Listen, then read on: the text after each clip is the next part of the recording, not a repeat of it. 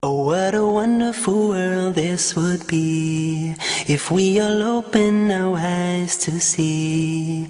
He is all that we need right now, and we can all come together somewhere, somehow. All the other human beings, most of them, they are blindly following their parents. The Christian, he is a Christian because father is a Christian. The person is a Hindu because father is a Hindu. Most of the Muslims are Muslims because their fathers are Muslim. This atheist is thinking his father, his parents may be religious, but he does not believe in the gods which his parents worship. Most of the atheists, we realize, have become atheists because they believe in science and technology. These people think that science is advanced so much, we don't require any scripture, we don't require any religion, etc. The first question I ask to the atheist is that suppose there is an equipment, there is a machinery which no one in the world has ever seen before. If it's brought in front of you, if it's brought in front of the atheist, and if we ask the question to him, that who will be the first person who will be able to tell you the mechanism of this machinery or this object, what can be his reply? What can he reply? Suppose a machinery who no one in the world has seen, if it's brought in front of the atheist and he's asked the question, who will be the first person who will tell you the mechanism of this machinery or object? The reply the atheist will give you is the first person who will tell you the mechanism is the manufacturer. Some may say the creator, some may say the inventor, some may say the producer. Whatever they say, it will be somewhat similar. Either they say the creator, the manufacturer, the producer, the inventor. It will be somewhat similar. Just keep it at the back of your mind. Then ask him the next question.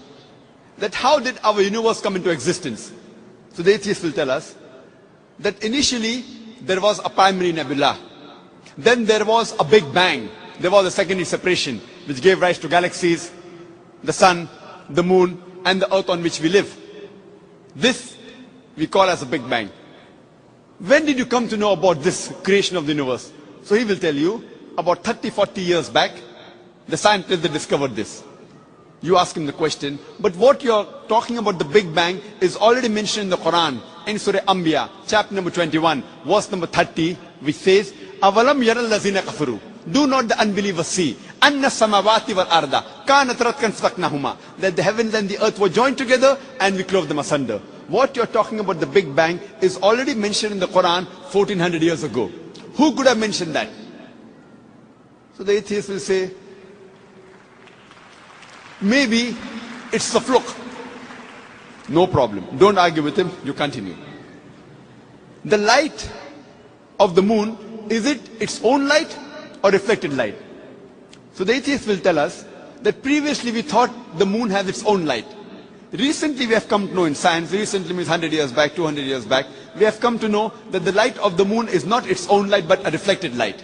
The Quran mentions 1400 years ago in Surah Furqan, chapter number 25, verse number 61, that blessed is he who had placed the constellation in the sky and placed therein a lamp, a sun having its own light and moon having reflected light or borrowed light. The Arabic word used for moonlight in the Quran is munir or nur, meaning reflected light or borrowed light. Who could have mentioned in the Quran 1400 years ago that the light of the moon is not its own light but reflected light, which we have come to know recently? The atheist may say, your Prophet Muhammad, peace be upon him, maybe he was an intelligent man. Don't argue with him. Continue. The world that we live on, what's the shape of this earth on which we live? The atheist will tell you, it is spherical. When did we come to know?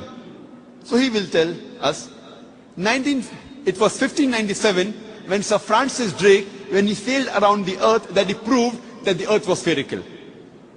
But the Quran says 1400 years ago, in Surah Naziyat, chapter number 79, verse number 30, Wal arda ba'da zalika dahaha. And thereafter, we have made the earth egg-shaped.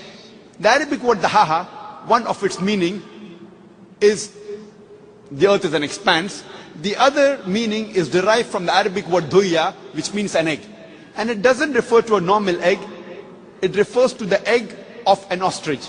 And we know the world is not completely round like a ball, but it is geospherical in shape. It is starting from the pole. And if you analyze the shape of the egg of an ostrich, that too is geospherical in shape. Who could have mentioned 1400 years ago that the shape of the earth is geospherical? Again, the atheist may say, your prophet, maybe he's super intelligent. Don't argue with him. You can continue. When I was in school, I had learned that the sun was stationary. It revolved, but did not rotate about its own axis. So the atheist will say, is that mentioned in the Quran? I say, no, that is what I learned in school. When I passed my school in 1982, approximately 12 years back, I had learned the sun was stationary, did not rotate about its own axis. But the Quran says in Surah Anbiya, chapter number 21, verse number 33, Huwa allazi khalaqa al-layla wan-nahara. It is Allah who has created the night and the day. Wash-shamsa wal-qamar, the sun and the moon. Kullun fi falaki yasbahun, each one traveling in orbit with its own motion. So the Quran says that besides the sun revolving, it even rotates about its own axis. Who could have mentioned this in the Quran 1400 years ago? And the atheist will be silent. There will be a long pause. Don't wait for the reply.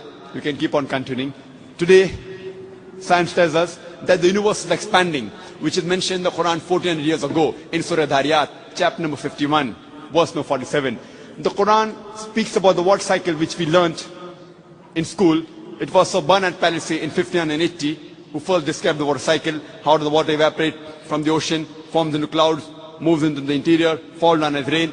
This water cycle is spoken about in great detail in the Quran in several verses. In Surah Az-Zumur, chapter 39, verse 21. In Surah Rum, chapter number 30, verse 24. In Surah Hijr, chapter 15, verse 22. In Surah Mu'minun, chapter number 23, verse number 18. In Surah Nur, chapter number 24, verse number 43. In Surah Rum, chapter number 30, verse 48. In Surah Araf, chapter number 7, verse number 17. In Surah Furqan, chapter number 25, verse 48 to 49. In Surah Fatir, chapter number 35, verse number 9. In Surah Yasin, chapter number 36, verse number 34. In Surah Mulk, chapter number 67, verse number 30. In Surah Tariq, chapter number 86, verse number 11.